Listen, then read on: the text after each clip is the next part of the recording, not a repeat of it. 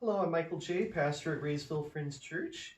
And for those of you who have been following us, thank you for going with us through our Lenten lessons.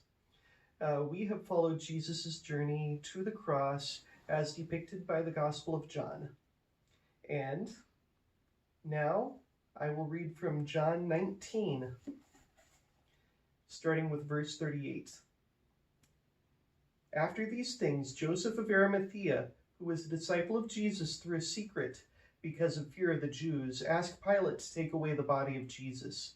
Pilate gave him permission, so he came and removed the body. Nicodemus, who at first came to Jesus by night, also came, bringing a mixture of myrrh and aloes, weighing 100 pounds. They took the body of Jesus, wrapped it up with spices and linen cloths, according to the burial custom of the Jews. Now there was a garden in the place where he was crucified, and in the garden there was a new tomb in which no one had ever been laid. And so, because it was a Jewish day of preparation, and the tomb was nearby, they laid Jesus there. Now, when we go through the story of the Passion, there are things that we all know, and there's things that we miss out on. We all know Palm Sunday. We all know Easter, because one Sunday is Palm Sunday, the next Sunday is Easter. We all know the crucifixion, because if we turn on the television this weekend, it's very likely we will see a Passion play. I don't know if it will be Jesus Christ Superstar or the Passion depicted or any number of passions that are depicted. There's dozens of them, but they're easy to find, and we're exposed to them every year. Many of us observe Maundy, Thursday, so we know it. And we might forget which parables Jesus taught during Passion Week, but we know them. They're all familiar.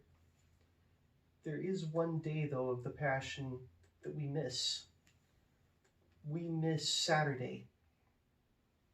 I just read you the burial of Jesus. Last thing that happened on Friday. In John's Gospel, at least, it jumps directly from there to Easter Sunday. But we know time passed. Even though the Passion plays, there's just a scene change. Even though in the Gospel it's just a scene change, it was an eternity for those who were there. Many of us Americans have no idea what it is to wait in hopelessness. Even when we have funerals, we don't have wakes usually. We spend more time driving to and from the funeral than the funeral itself takes. But what happened in this first Holy Week? The disciples ended up somehow gathering back together. They spent time together. They ate together. They tried to comfort each other. They had no idea what was coming. There was no way they expected Easter. They thought it was over. Their hope died. There was over a day of despair. But you know what?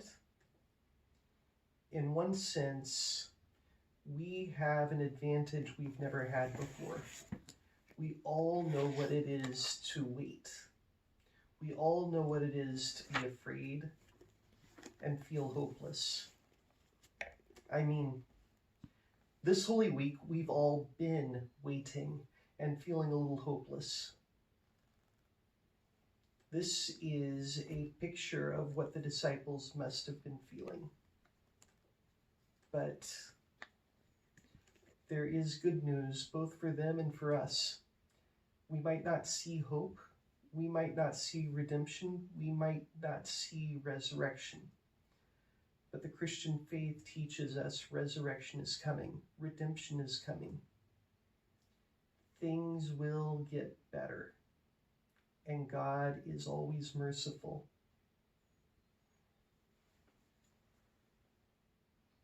Good.